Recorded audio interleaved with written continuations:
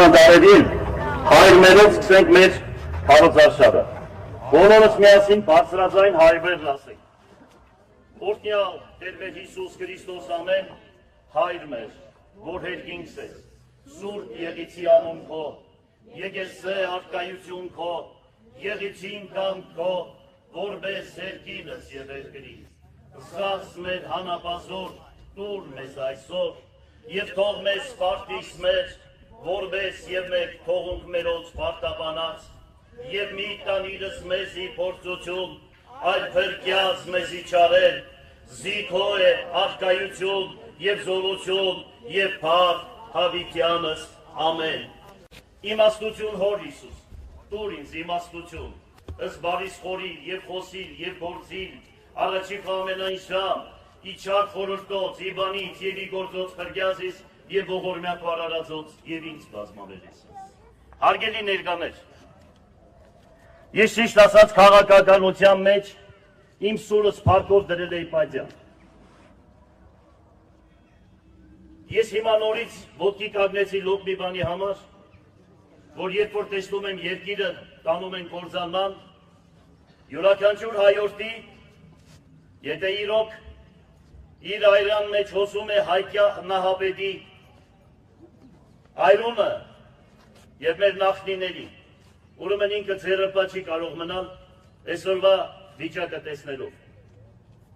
Եթե երկիրը տանում են թուրքական վիլայետ դարձնելու եւ պատկերացրեք սահմանները բացելով, Արցախը հանձնելով 12 քաղաք, 241 գյուղ, 60 գործարան, 50 հանքեր, 250 դպրոց, 5000 հուշարձան եւ 14000 քառակուսի մետր հանձնել են թուրքերին։ Եվ սրանք այսօր այնքան անպատկառ են, որ խոսում են ճշմարտությունից, նորից են նավթալինի եկած խոսքերից, որով սորոսական եւ եվրոպամետ ձևերով, ուրեմն վադաբանելով հերոսներին, վադաբանելով ճիշտ ապրած մարդկանց եւ իրենք դրանով եկան իշխանության։ Հիմա նորից նույնը ուզում են դրանով պահել իշխանությունը։ Մի խոսքով, ես մի բան գիտեմ, որ այն ժամանակ երկրաշարժից հետո այստեղ իմ հասակի մարդիկ կան եւ ինձանից մեծ, ուրեմն երբ որ երկրաշարժից հետո ռուսները եւ խորհրդային միությունը ամբողջ աղետի կոդին վերականգնում էին, այստեղ այս հատվածում կռանները, ուրեմն Գինեսի գրքի մեջ էր գրված։ Տասնյակ հազարավոր կռաններ, որ եթե միայն այդ կռանները վաճառեին, երկու լենինական Գյումրի կկառուցվեր։ Չեմ ասում այդ եկած օգնությունները, որ բոլորը թալանեցին եվրոպամետ ուժերը Լևոն Տեր-Պետրոսյանի ՀՀՇ-ի գլխավորությամբ։ Ամբողջ օգնությունները աղետի կոդու եւ բարձրաձայն ասում էին. ռուսներին քշեք այստեղից եւ մենք մեր ձեռքով պիտի կառուցենք մեր տունը։ Եվ ասում էին, եւ դրա համար 37 տարի պահել են մեզ տնագների մեջ։ Իմ օրոք կառուցվել է 17000 բնակարան։ Բոլոր քաղաքապետերը 88 թվականից մինչև այսօրվա քաղաքապետերը միասին իմ կառուցածի կեսը չեն կառուցել։ Ինձանից հետո որ դուրս եմ եկել, մի բնակարան չի կառուցվել Գյումրի քաղաքում։ Այսինքն 13 տարի սրանք ասում են եկել ենք, տեսեք ինչ ենք սարքել, ինչ ենք արել, մի շենք շինություն չեն կառուցել, չեմ ասում, որ մարդկանց թողել են նորից տնակների մեջ։ Եվ այդ ուժերը այն ժամանակ ինձ մեղադրում էին, թե քաղաքապետը ավելացրել է անօթեբանների թիվը։ Բոլորը միասին ինձ քարկոծում էին։ Եվ ասում էին, թե քաղաքում կա 500-700 անօթեբան։ Իսկ ես ասում էի, քաղաքում կա 5700 անօթեբան, եւ այսօր բոլորը համոզվեցին, որ քաղաքապետը ճիշտ էր ասում, որ կա իրոք 5700 անօթեբան։ Եվ այդ խորհրդակցությունից հետո դուրս եկա, հայ թուրքերը ճանապարհին թափվեցին վրեկս։ Ես չէի պատկերացնում, որ կարող է ես ճշմարտությունն ասեմ, եւ մարդիկ, ուրեմն վրեկս ավտոմատներով խփեցին մեր տղեկին, 4 հոգի հզոր տղեկ նահատակվեցին ես եւ փոխ քաղաքապետը Մանուկյան Գագիկը կողքս կանգնած է, երկրորդ կարգի հաշվանդամ դարձանք եւ մինչեւ այսօր գործը բացահայտված չէ եւ խցում են սուտ հանցագործ կյանքի վրա, կրիմինալի վրա, այդ օրվանից ինձ պես կապում են կրիմինալի հետ, որպեսզի իրանց կարած սպանությունները ուրեմն պարտակեն։ Մի խոսքով, ինձանից ուրեմն այդ ժամանակ, երբ որ ես ստանձնեցի Գյումրու քաղաքապետի պաշտոնը, քաղաքի բյուջեն 300 միլիոն դրամ էր։ Պատկերացրեք 300 միլիոն, ես այդ տարիների ընթացքում, 10 տարիների ընթացքում, 13 տարիների ընթացքում բյուջեն սարքեցի 3 միլիարդ 750 միլիոն։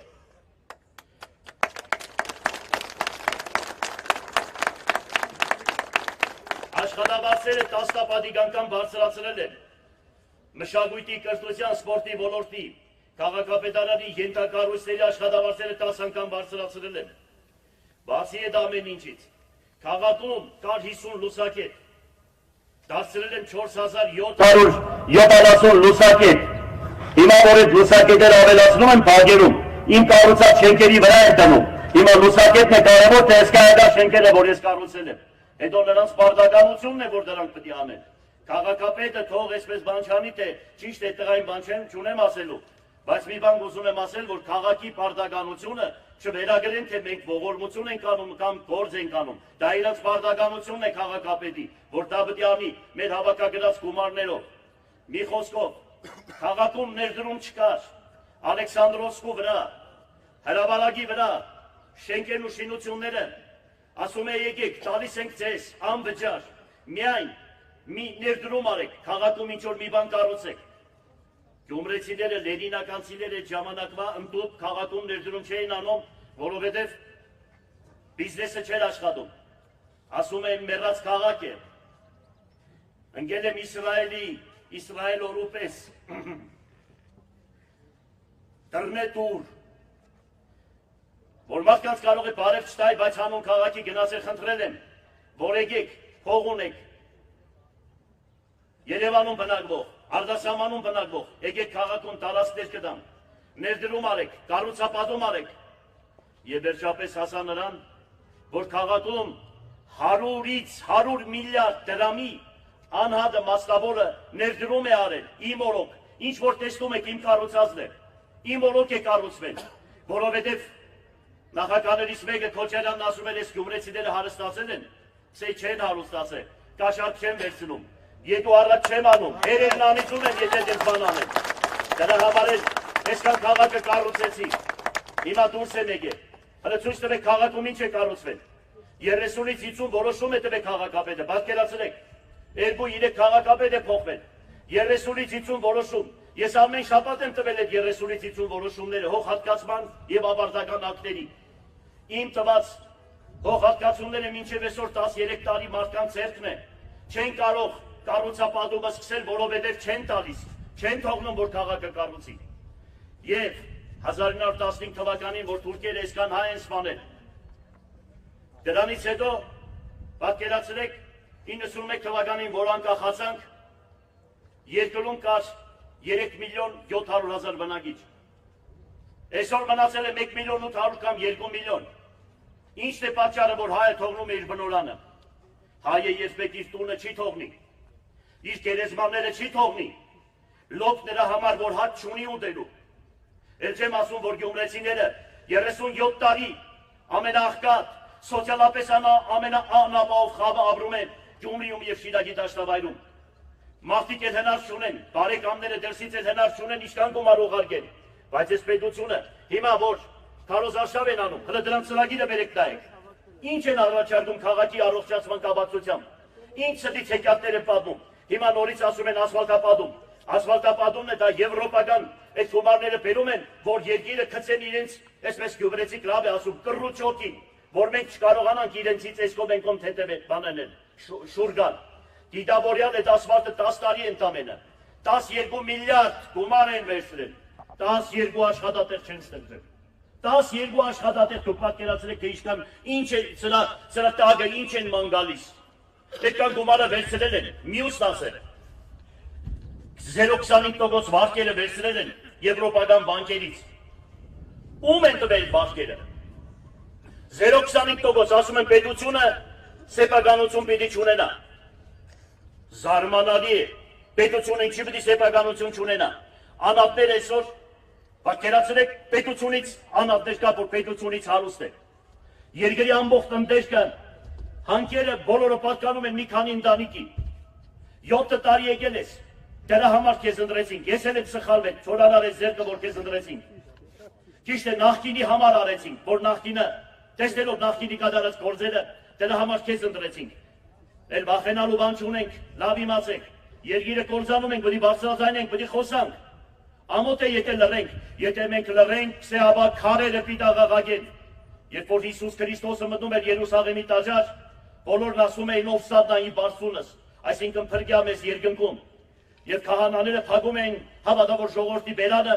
այդ ժամանակ Հիսուս Քրիստոսն ասեց, եթե երկիրը ղեկավարվում է անգլո-թուրքական շների կողմից, լավ իմացեք սա, բարձրաձայնում եմ ես, այդ պահելու բան չունենք։ Ինչ մնում է, ինձ վախեցնելը, իմ Տերս Աստված է, լավ իմացեք, ես իրոք հավատքով եմ, ես իրոք Աստվածապաշտ տղա եմ և մի բան գիտեմ, որ ասում է վախ կոդությունը թերահավատության նշան է, ոնց որ ասում էր Վարդան Մամիկոնյանը, մեռնիմ ես քու գերեզմանիդ, հասկացար, ես հավատում եմ հարությանը, ես մի րոպե չեմ կասկածում, որ ես 70 տարին հավիտենականության մեջ այս բադիսարակության չափել չկա, այո սրբերը կնում էին նահատակության, եթե պետք է նահատակվել, ես պատրաստ եմ այդ նահատակության և ես բարձրաձայն ասում եմ, ով է մեզ ղեկավարում, ուր են տանում, ինչ են անում։ Ամբողջ պատմության մեջ, եթե խորանաք, 5 տարի հայ ազգը առանց կռիվների չի մնացել։ 5 տարի։ Պարսիկ, թուրք, մոնղոլ, թատար, արաբ միշտ հարձակվել են մեզ վրա։ Մենք խաղաղ ենք մնացել այս 75 տարի, որ ռուսների հետ ենք։ Հիմա սրանք ռուսներին ուզում են ստեղից քշեն, որ ում բերեն։ Ում բերեն, թուրքերին, ուրեմն երբեք չի ստացվի, չի ստացվի։